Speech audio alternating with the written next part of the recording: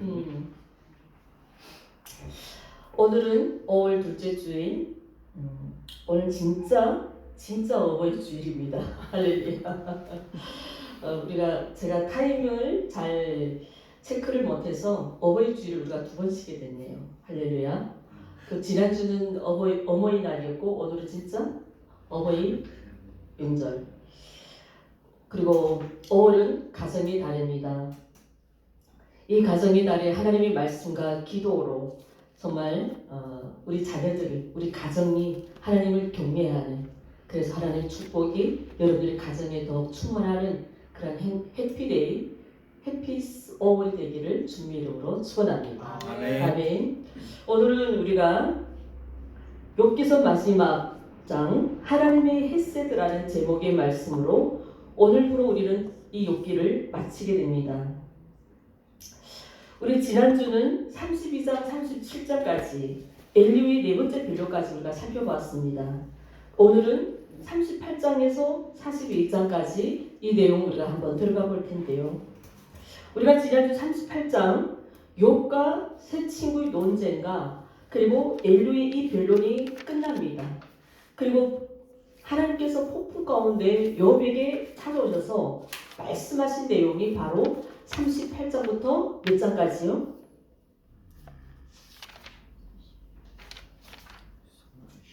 잘 못 들으셨나봐요. 혼자만 내가 얘기했나요? 자, 32장부터 37장까지는 누구의 변론이라고요? 엘리후의 변론. 이 엘리후의 변론이 끝나서 하나님께서 욥과 세 친구와 그들에게 어떻게 오셨다고요?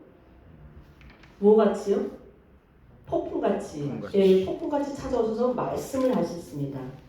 그리고 욥이 하나님 앞에 자신의 문제에 대해서 오직 하나님께 아뢰면서 그 해답을 얻고자 소원했던 그 욥에 대한 그 마음에 하나님이 주시는 응답인데요. 동시에 하나님과 변론에 욥이 자신의 의를 주장할 수 있으리라는 그 욥의 교만에 하나님께서 질책하시는 내용이 38장부터 어디까지요?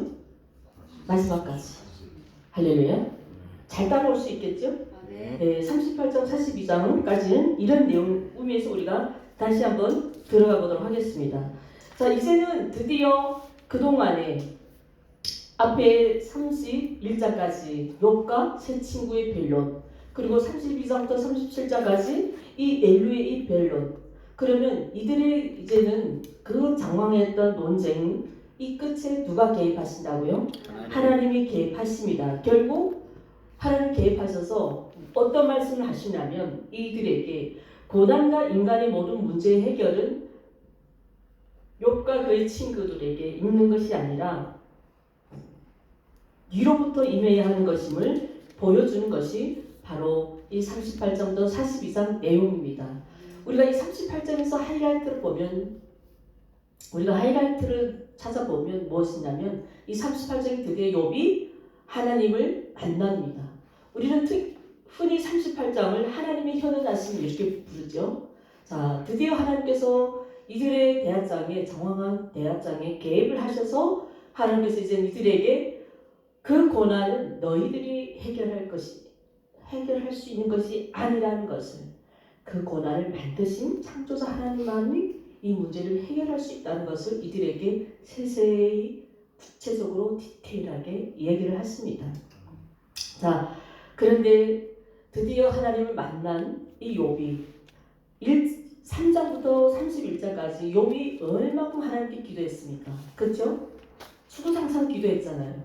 자, 그런데 욥이 굉장히 하나님 앞에 불평을 했다고 했어요? 안 했다고 했어요? 불평을 했다고 했습니다.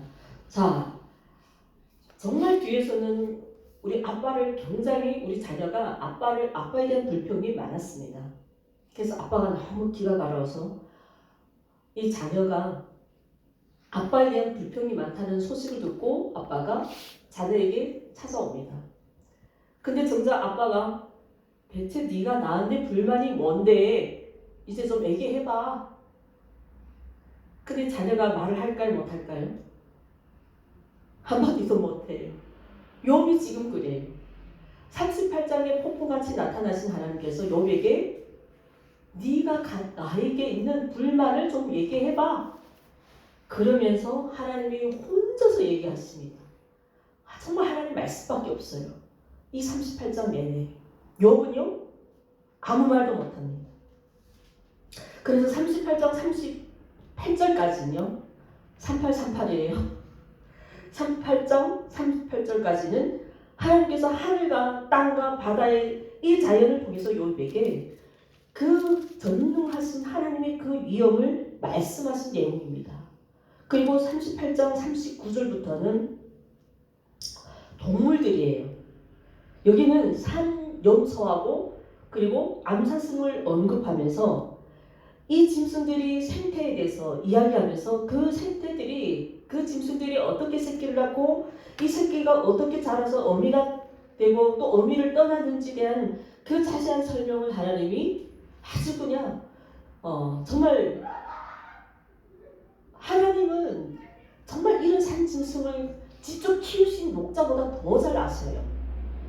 근데 우리는 산 염소를 우리는 키워봤습니까? 암사슴을 우리는 키울 수 있습니까? 이들은 다 어떤 동물들이에요? 야생동물이잖아요. 우리 인간이 다스릴 수 없는 이 야생동물에 대한 이들의 생태적인 기능을 하나님은 너무너무 디테일하게 설명하신다는 거예요. 왜 설명하실까요? 그 짐승에 대해서 생태를 얘기하시고자 하는 게 아니라 이런 짐승을 누가 지었냐? 네가 이거에 대해서 네가 나한테 설명해 줄 수 있냐? 하나님의 존재에 대해서 욥에게 주구장창 이야기하십니다. 그리고 38장 19절 30절에 사람들의 손이 길들이지 않는 말에 대해서 이야기합니다. 말이요. 물론 말은 사람이 길들이고 좀 세월이 지났죠. 이 욥의 시대에는 산동물이나 그리고 이 생태를 연구하거나 그때 당시는 말들이 길들여진 말일까요? 다 야생마들이죠. 전혀 이들을 통제 불가능한 이런 상황입니다. 이런 말도요. 이 말이 가지고 있는 힘과 속도를 누가 지으셨다고요? 하나님이. 이거에 대해서 얘기해보라. 욥이 말할까요? 욥은 하나님 앞에 이렇게 왕성하게 정말 우리가 처음 들어보는 이 말의 힘과 그리고 이 산 염소와 암사슴과 정말 우리 인간이 함부로 다스릴 수 없는 이 모든 짐승에 대해서 욥에게 네가 한번 나한테 좀 설명해봐 라고 말씀하는데요.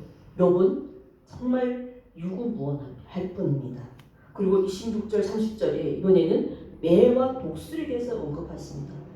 여러분 독수리 매는요 옛날부터 사람들 손에 길들여져 왔습니다만 현재도 몽골에 가면 이 매를 사냥에 사용하고 있죠. 그러나 이 사람들은 매를 길들이고 사냥에 사용했지 그 매의 독수리 그 힘의 상태와 그들의 생태를 연구할 수 있습니까? 그들은 연구할 수는 없어요. 잘 길들일 수는 있는 기술은 있지만 그들의 생태적인 거는 이들이 연구할 수 없습니다. 이렇듯 세상에는 우리 인간의 힘으로 어찌할 수 없는 것이 무궁무진하게 있다는 것을 이것을 깨달으라는 것입니다. 그리고 이 모든 것이 우리 인간의 손이 능력에 전혀 미치지 못하는 이 모든 생물들을 나름대로 생존하고 살아가는데 이것은 다 하나님의 지혜와 그리고 이러한 것은 다 누구의 손으로 말미암았다고요? 하나님의 손으로 말미암았다는 것입니다. 이런 동물들의 뛰어난 특성에 대해서 하나님께서 말씀하신 이 우도는 바로 그겁니다. 이처럼 미천하고 정말 우리는 전혀 이들을 다스릴 수 없고 그 미세한 생물마저도 인간이 마음대로 통제할 수 없는 그러한 것을 하나님께서 지으셨는데 인간이 가진 그 힘이 그 한계 이렇게 인간이 그걸 전혀 볼 수도 없고 다스릴 수 없는 그러한 동물들을 창조하신 그 하나님 앞에 너희들이 감히 무엇이라고 말할 수 있겠는지 좀 말을 해보자 하는 겁니다. 하나님은 욥에게 근거를 딱 들이댑니다. 그 앞서는 무엇으로 근거 들이댔습니까? 폭풍과 번개와 자연에 대해서, 그렇죠? 그리고 여기 와서는 더 디테일하게요. 산염소와 암사슴과 하늘과 땅과 바다에 있는 모든 육지에 살고 있는 짐승들, 바다의 물고기들에 대해서 이야기합니다. 그리고 40장에서는 하나님이 두 번째 말씀이에요.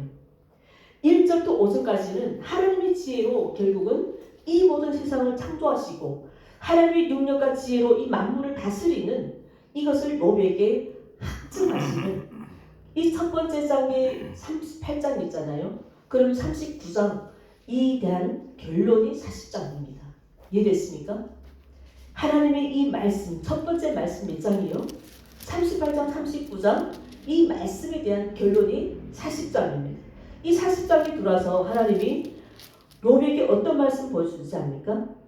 그래서 이 40장에서는 이제 39장이 오니까 하나님이 그 위대하신 말할 때 욥은 이런 고백을 합니다.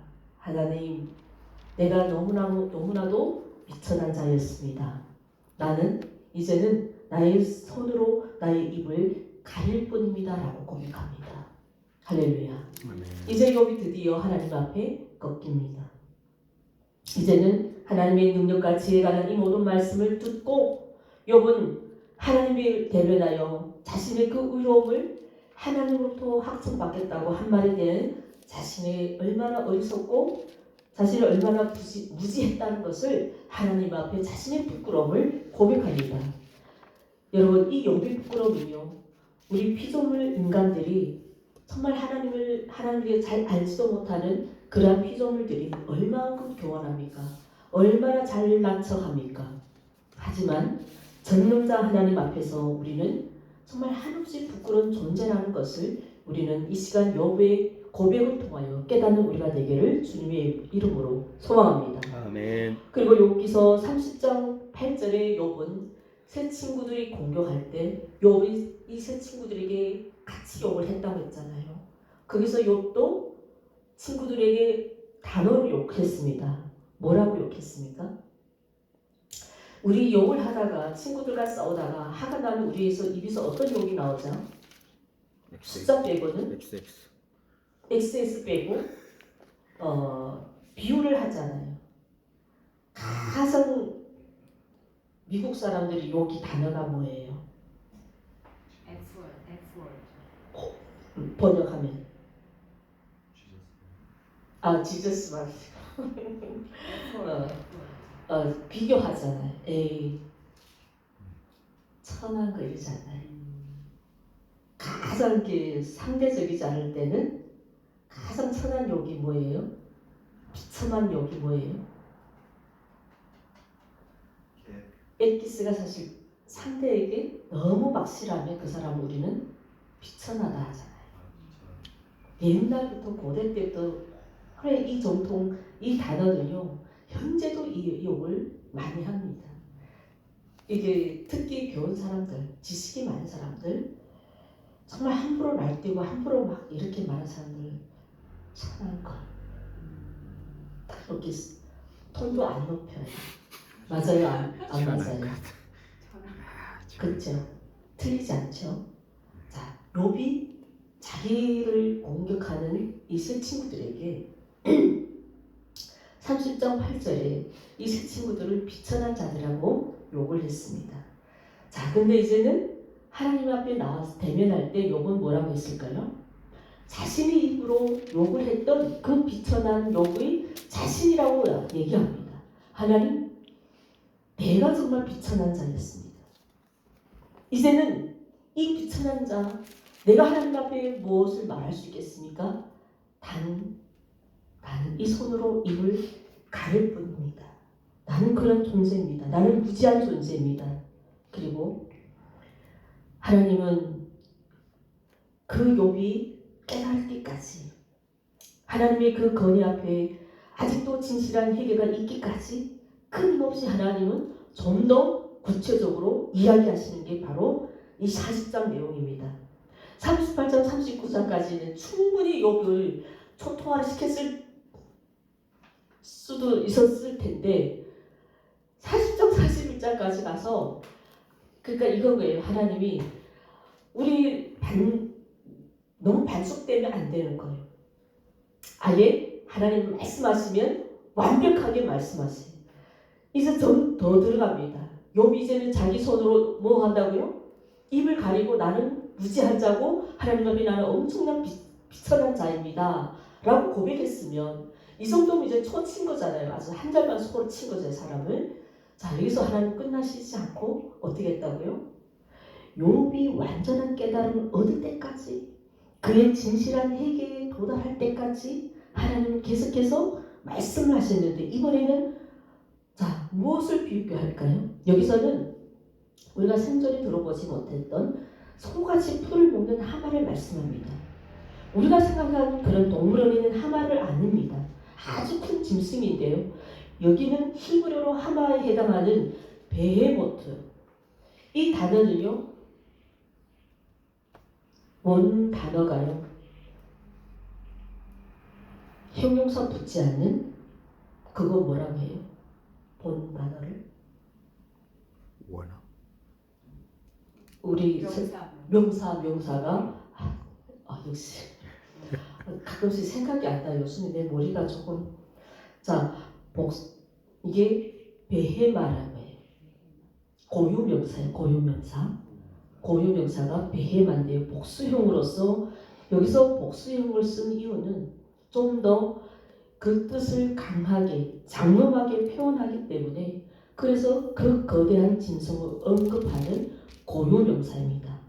뭐라고요? 고유명사가 베헤마. 자, 그런데 이 베헤모트가 욥기에서 이 물과 관련된 짐승의 표현을 하는데요. 소처럼 육지 푸른 풀을 먹고 거대한 몸집의 짐승의 특징을 고려하면 하마라고 번역하지만 실제 하마의 그 모습은 여기에 묘사하는 그 짐승과 전혀 다르다고 합니다. 정확히는 베헤모트라는 짐승이 무엇을 뜻하는지는 잘 알 수는 없대요. 근데 창조과학자들이 그들의 연구를 통해서 그들의 말을 좀 빌려 말하면 40장 17절 있잖아요. 40절 17절에서 이렇게 표현을 하죠. 꼬리 치는 것은 백향목이 흔들리는 것 같다라는, 이것은 현재는 멸종된 이 동물로서 큰 꼬리를 가지고 있던 동물 추상하면 우리는 무엇으로 보면 될까요? 악어.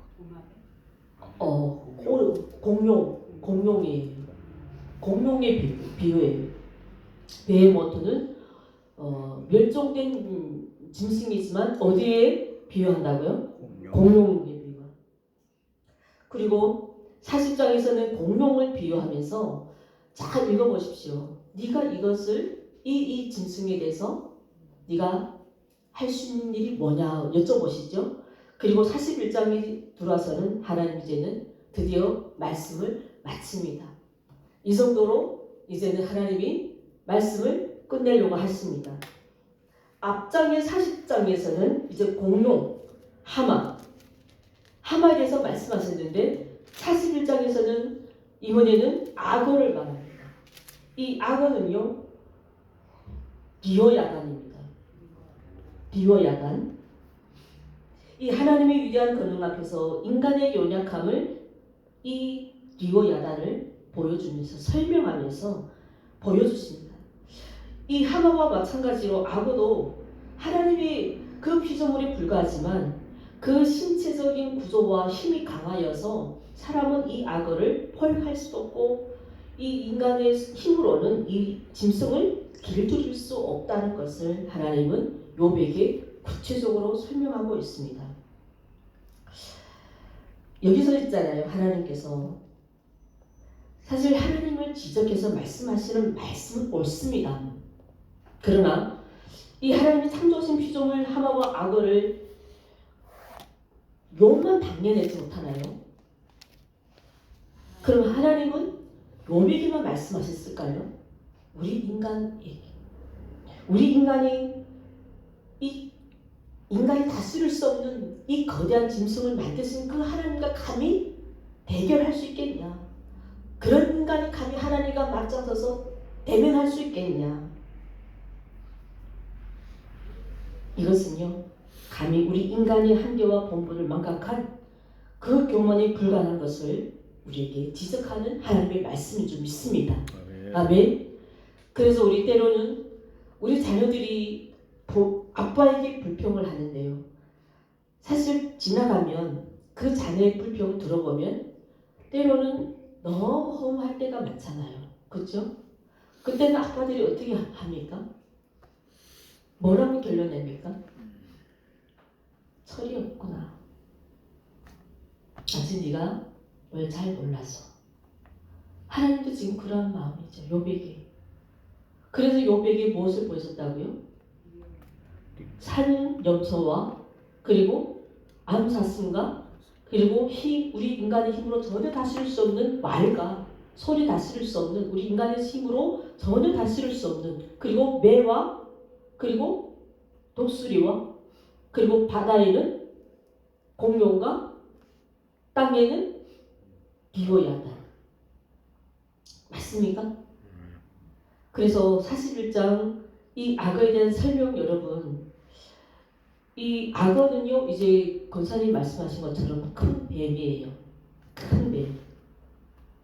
자,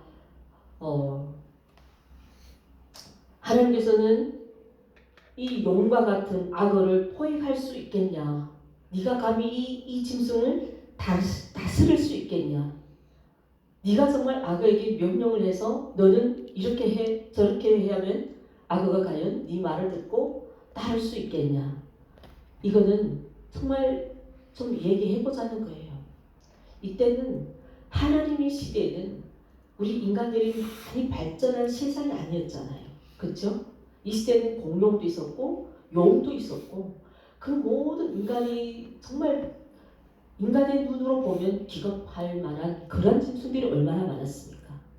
그런데 그 높으신 그 전지전능하신 그 짐승 우리 인간이 다스릴 수 없는 그 모든 짐승을 창조하신 그 하나님 앞에 감히 욥이 하나님과 대면해서 불평을 했던 그 욥이 정작 하나님 앞에서는 하나님이 한 말씀 한 말씀 착착착착 나열해서 번개와 우레 그리고 인간이 다스릴 수 없는 이 모든 짐승들 하늘과 땅과 이 산에 있는 모든 것을 욥에게 보여주면서 자 한번 얘기해보라 할 때 이것은요 우리 인간의 한계가 얼만큼 연약한 것을 감히 이것을 우리는 우리말로 좀 욕을 하면 뭘까요?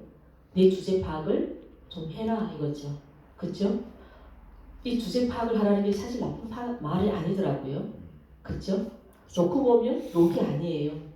자신이 주제를 알라. 네. 자신을 알라. 할렐루야. 욕이 아닙니다. 우리는 하나님과 대결할 수 없는 정말 피조물에 불과한 인간들입니다. 아멘. 아멘. 우리는 우리 자신을 정말 알아가는 우리가 되기를 주님의 이름으로 소망합니다. 아멘. 하나님과 맞서서 정말 그 위대하신 하나님과 우리가 인간인 정말 우리는 하나님 옆에는 바람과 같아요. 하나님 한번 바람 불면 우리는 꺼져버려요. 그런 하나님과 우리가 감히 대결하겠다는 그런 어리석은 생각을 버리는 그런 우리 모두가 되기를 주님의 이름으로 축원합니다. 아멘. 우리 쭉 보실까요? 12절부터 쭉 볼게요. 이 하마는 땅 위에서 가장 힘센 동물입니다. 그러면 아까 40장에서 얘기하는 그 악어는 바다에서 가장 큰 힘센 동물이겠죠. 자, 이 12절이 어떻게 표현합니까? 그 리오야단이 가죽이 벗길 수 없을 정도로 그리고 턱은 벌릴 수 없을 정도로 쭉 보세요. 이들의 짐승이 얼마나 큰지를 하나님은 정말 자세하게 설명합니다. 그리고 사냥꾼이 사용하는 칼이나 창이나 투창이나 이 화살촉을 전혀 두려워하지 않는데요. 그렇죠? 그리고 우리가 마지막 41장 34절 함께 크게 읽어주십시오. 시작. 그것은 모든 높은 자를 내려다보며 모든 교만한 자들에게 군림하는 왕이니라. 아멘. 거만한 짐승들과 교만한 자들이 군림하는 왕이라는 것입니다. 결과적으로 41장 10절에 이런 말씀이 있습니다. 아무도 그것을 격동시킬 만큼 담대하지 못하거든 누가 내게 감히 대항할 수 있겠느냐? 하나님이 누구에게 말씀합니까? 요배. 무슨 요배에게요? 여호와 우리에게요. 아멘. 아멘. 이 난폭하면 이 짐승들이 한 번 난폭하면요 그 짐승들과 누가 맞서겠냐는 거예요. 하나님은 우리가 하나님을 우리 눈으로 볼 수 있습니까? 하나님은 우리 눈에 보이십니까? 우리 눈에 보이지 않기 때문에 우리 눈에 보이는 그 공룡과 그 악어 하마들을 그들을 실제로 우리 인간들에게 보여주는 겁니다. 우리가 그것을 한번 보면 얼마나 기겁합니까? 그런 난폭한 자들을 너희들이 다스릴 수 있겠냐? 그거를 창조하신 나 여호와를 너희들이 감히 나한테 맞서겠냐 이 말씀입니다. 끊임없이 하나님은 우리 인간의 한계를 알라는 것입니다. 너희들은 그래서 인류가 마지막에 남긴 말씀 37장 24절 말씀에 41장의 결론입니다. 그러므로 사람은 하나님을 경외하고 그는 스스로 지혜롭다는 모든 자를 무시하시니라.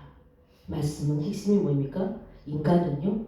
피조물 인간은 오직 하나님을 경외하는 대상 그 외에는 아무것도 아니라는 것입니다.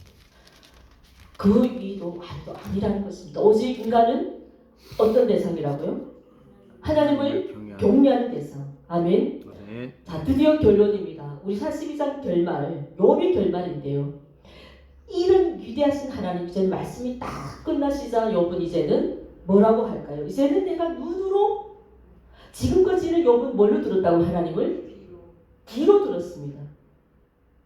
이제는 이 전지전능하신 하나님 앞에 나는 눈으로 봅니다. 하라고 무릎을 꿇고 하나님 앞에 회개하는 장이 바로 이 결론입니다. 욥의 결말이 뭐라고요? 회개입니다. 아멘. 욥기서 42장 욥이 하나님 앞에 엎드려서 회개합니다. 왜냐하면 이제는 그 하나님의 위대하심을 온전히 알게 됐다는 것입니다. 사실 욥은 악하지 않았어요. 하나님을 원망하지도 않았어요. 단 그는 자신의 이 고난에 대해서 왜 하나님은 나에게만 이런 고난을 주시는가 불공평하고 불평했다는 그 이유만으로 하나님 앞에 회개했던 욥의 모습입니다. 아멘. 그래서 이런 욥의 경험은 우리 인간들의 모든 논쟁과 그리고 우리 인간의 지식과 지혜를 너머로 하나님을 인격적으로 우리가 체험할 때 우리는 비로소 우리는 그 위대하신 하나님을 제대로 알게 하는 것을 오늘 이 시간 하나님은 욥을 통해서 그리고 이 욥이 하나님을 온전히 알게 된 것은 욥이 겪고 있었던 그 고난을 통하여 얻게 된 가장 귀한 하나님의 축복이라고 우리는 말할 수 있습니다. 오늘 본문에 들어가 보면요. 1절부터 6절부터 욥이 회개하는 내용입니다. 자, 욥이 하나님과 동등한 위치에서 말할 수 있다고 얘기했잖아요. 그것을 이제는 회개하면서 뭐라고 고백합니까? 하나님은 언제나 42장 1절에 하나님은 어디서나 계시고 못하실 일이 없으신 분. 여기서는 정말 여러분 하나님은 정말 어디에서도 계시고요. 하나님은 무엇도 못하신 분이 아니시라는 것입니다. 우리는 이런 고백을 하는 우리가 되기를 소망해 봅니다. 아멘. 그래서 이제는 저는 이제는 예전에는 나는 정말 귀로만 하나님의 말씀을 들었지만 이제는 내 눈으로 그의 눈이 뭡니까? 하나님이 그에게 38장부터 41장까지 보여주신 그 모든 짐승과 하늘과 땅과 바다에 있는 모든 그 짐승들을 욥에게 직접 보여줌으로써 이제는 내가 그 하나님을 눈으로 봅니다라는 그 보는 신앙이라는 것입니다. 할렐루야. 저 여러분들도 정말 하나님을 전지전능하신 하나님 우리 눈으로 보면 영광을 얻고 정말 하나님 앞에 온전히 정말 하나님의 경외하심을 늘 마음에 훈모함을 하나님 앞에 충성하는 우리가 되기를 주님으로 축원합니다. 아멘. 우리 여기서 쭉 좀 넘어가세요. 하나님은 욥에게 말씀을 마친 후에 누구에게 이런 말씀합니까? 7절에 누구에게? 빨리빨리 넘어갔으면 좋겠어요. 대만 사람 엘리바스에게 이런 말을 합니다. 내가 너와 내 두 친구에게 분노한 것을 하나님은 뭐 했다고요? 분노한대요. 이는 너희가 나를 가리켜 말한 것이 내 종 욥이라고 해요. 여러분 여기서 내 종 욥이라고 합니다. 그리고 8절에서도 내 종 욥이라고 하죠. 이 내 종 욥이란 말을 하나님 몇 번 사용하십니까? 두 번. 두 번이에요. 헐. 찾아보십시오. 자, 뭐라고 합니까? 이제는 너희들이 송아지 7마리, 숫양 7마리를 가지고 내 종 욥을 찾아가서 너희가 용서를 받으라. 너희들이 용서를 구하고 빌면 내가 욥의 기도를 들어주리라. 네 번. 할렐루야. 역시 우리 멋있습니다. 네 번 맞습니다. 자, 엘리바서 수아 사람 빌닷과 나와 사람 토반이 하나님이 말씀하신 대로 욥에게 그 제물을 찾아가서 욥에게 번제를 드리도록. 자, 결론을 이제는 누가 해줍니까? 하나님이 이들의 결론을 마무리해 줍니다. 여기서 잠깐 내종 욥에 대해서 말씀하고 마무리하도록 할게요. 하나님은 왜 여기서 내종 욥이라고 불렀습니까? 인정하는 거죠. 이제는 내 종이라는 것은 1장에서 사단이 욥을 어떻게 비하했습니까? 하나님이 복 주셔서 그렇죠. 복을 줘서 하나님을 잘 믿기 때문에 과연 그럴까? 그것을 끝까지 어긴 건 누굽니까? 사단이에요. 그로 인해서 이 모든 긴 시간들이 하나님 앞에 이 시험의 관문을 통과했기 때문에 이제 하나님이 내 종 욥이라는 것은 이 하나님께로 인정받았다는 것입니다. 마찬가지로 그는 이제는 고난 가운데 승리하였음을 선포하는 것입니다. 하나님께서. 할렐루야. 어떻습니까? 끊임없이 친구들은 욥을 괴롭혔지만 여기서 이제는 하나님께서 친구들에게 그 재물을 가지고 욥을 찾아가서 하나님께 제사를 드리는, 이제는 욥은 이들의 제사장 역할을 하고 있다는 것이에요. 이 말씀은 한마디로 최종 승자입니다. 친구들의 대결에서도 승자했고요. 그리고 여기서 우리를 보면 욥은 사실 육신적인 아픔뿐 아니라 사회적으로 그 육신이 아프면 사회적 어떻게 될까요? 소외되지 않습니까? 우리 코로나 할 때 사람을 못 만나게 하잖아요. 그가 가지고 있는 그 육신적인 병으로는 대인관계에 있었습니까? 할 수가 없었어요. 그러면 사회적으로도 대인관계도 공동체적으로도 다 어떻게 될까요? 소외. 분열됐죠. 고리. 모든 관계가 다 분열됐습니다. 자, 이제는 하나님께서 이제는 내 종 욥이라는 이 말씀은 모든 이 관계가 회복돼서 이제는 승자됐다는 하나님의 그 욥의 인생을 전폭적으로 이제는 회복해 가신다는 말씀입니다. 그런데 이 모든 것이 어디서 시작됐습니까? 9절 10절이에요. 욥이 이제는 이 모든 것을 하나님께서 욥에게 그냥 먼저 복을 주신 것이 아니라 9절 10절에 욥이 그 친구들을 위해서 무릎 꿇고 기도할 때 이 모든 회복이 가능하였다는 것입니다. 할렐루야. 아멘. 여기서 무엇을 말씀합니까? 과연 이 중보 기도라는 것이 하나님 우리에게 얼마나 중요한 것임을 우리에게 깨닫게 하십니다. 아멘. 아멘. 사실 욥은 자기 자신을 괴롭혔던 이 친구들을 용서할 수도 있고 못할 수 있는 이 주권적인 자유는 욥에게 있습니다. 그럼에도 불구하고 하나님께서는 욥에게 그 친구들을 용서하기를 기도하기를 원하셨고, 그리고 이 친구들은 번제를 가지고 욥에게 제사를 드리는, 그러면 욥은 그 친구들을 번제물로 제사를 드렸다면 욥은 뭐가 됩니까? 그들의 진짜 제사장입니다. 하나님께서 그들을 친히 제사장으로 세우신 것. 그러면 우리는 이 오직 우론 중에 고난받은 자만, 그게 누굽니까? 욥과 같이 이 고난받은 자만이 또 다른 영혼 구원을 위하여 기도할 수 있음을 보여주면서, 여기서 욥에게 이 욥의 모습을 이사야 선지자는 53장 1절부터 12절에 이런 말씀, 고난받는 종에 대한 이야기를 하는데요. 절대적인 의인으로 고난받은 이 하나님의 종이신 예수 그리스도를 예시해주고 있습니다. 어떻습니까? 그리고 10절부터 17절까지 드디어 하나님 주신 축복입니다. 우리 그 축복을 다 암시하지 않아도 되겠죠? 제가 설명하지 않아도 되겠죠. 10절부터 11절까지는 욥이 고난 후에 받은 축복이고요. 12절부터 17절까지는 욥이 노년에 받은 축복입니다. 그래서 오늘 본문 주제가 하나님의 헤세드예요. 왜냐하면 욥이 이만한 이 복을, 물질의 복, 그리고 모두 공동체에 균열됐던 이 모든 관계를 회복했다는 이것은 정말 이제는 어떤 형태라도 이 하나님의 영광스러운 복은 인간이 얻을 수 있는 것이 아니라 오직 절대적인 하나님의 안에서 이루어진다는 사실입니다. 아멘. 아멘. 그러면 우리를 위해서 고난받고 십자가에 못 박으신 예수 그리스도로 통해서만 이 모든 복을 우리에게 부어주신다는 사실을 이 욥기서 마지막 장에서 우리에게 이 핵심을 보여주고 있습니다. 어떻습니까? 욥의 결말 소음보다 더 큰 복, 가축도 2배, 그리고 그 고통 속에서도 죽음을 사모했던 욥에게 이제는 하나님 140살까지 살 수 있는 장수의 축복도 주셨다는 것입니다. 자녀는 말도 못하고요. 그리고 그 딸들이 얼마나 예쁜지, 그 딸들이 이 세상에서 그 딸보다 더 예쁜 딸들이 있대요, 없대요? 없다고 합니다.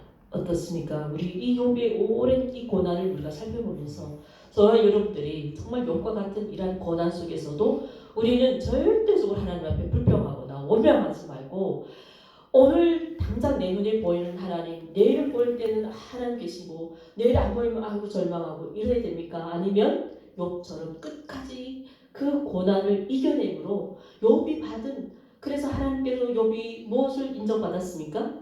내 종 욥이라는 하나님께로 그 참된 믿음처럼 하나님께 인정받는 저와 여러분들 되시기를 주님의 이름으로 축원합니다. 아멘. 기도하겠습니다.